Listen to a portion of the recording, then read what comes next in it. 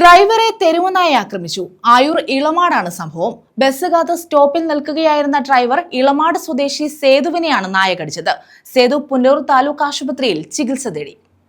രാവിലെ 6:30 ആയൂർ ഇളമാട് ബസ് സ്റ്റോപ്പിലായിരുന്നു സംഭവം. ആയൂർ ഇളമാട് ബസ് സ്റ്റോപ്പിൽ ബസ് കാത്തുനിന്ന പിക്കപ്പ് ഡ്രൈവർ ഇളമാട് സ്വദേശി സേതുവിനെയാണ് നായ കടിച്ചത്.